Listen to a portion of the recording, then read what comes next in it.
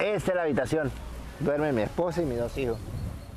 John Carlos Molina, his wife Rosemary, and their 10-year-old twins sleep on this beach in Necoclí, Colombia.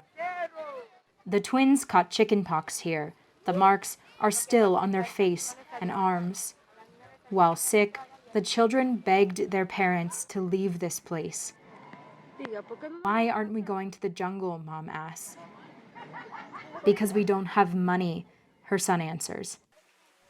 After a month living like this, they began to sell coffee to other migrants. They save little by little, with cups that cost 25 cents, plus cigarettes and candy. Food is often an afterthought. Sometimes to save, because eating here is expensive. We try to eat very little. The kids eat well, but we try to cut down. Not to mention, there is the worry, the stress, work. They don't have enough cash to continue on through the Darien Gap, a dense stretch of jungle that migrants must pay $350 to cross in order to reach Panama and continue north toward the United States border. Panamanian authorities estimate more than 113,000 children crossed the Darien Gap last year. Children are more vulnerable to the health risks of migration and living outdoors with limited access to hygiene and clean water. On Necoclí's beaches, it's in plain view. Skin rashes, sunburn, infections, diarrhea, and respiratory viruses are also common. VOA went with Red Cross staff as they evaluated the cases of children living on the sand. Try to give him the medicine as it indicates there on the medical formula, okay? If you see there's no improvement, take him in again. The Red Cross estimates its workers attended to nearly 6,000 children here in 2023.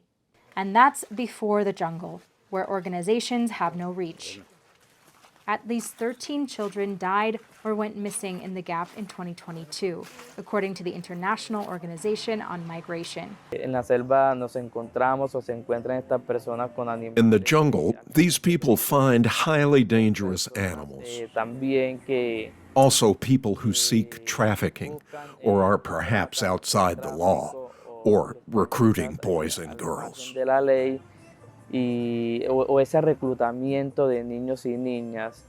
Elsewhere on the beach, David Diaz and Flor Rodriguez accept a ticket for their 3 kids to eat lunch that day at a small kitchen run by a charity in town.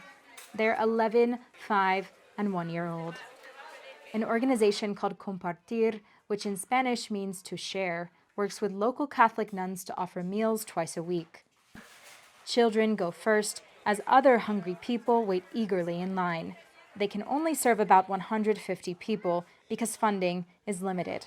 Diaz and Rodriguez left Venezuela just 5 months ago.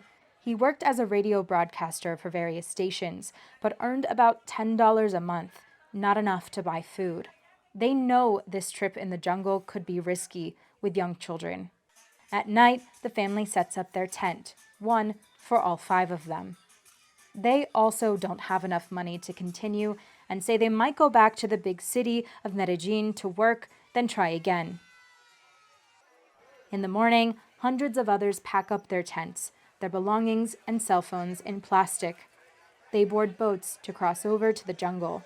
Their passage is already paid to smugglers who will guide them through the Darien Gap and onward toward the United States. Austin Landis, VOA News, Necoclí, Colombia.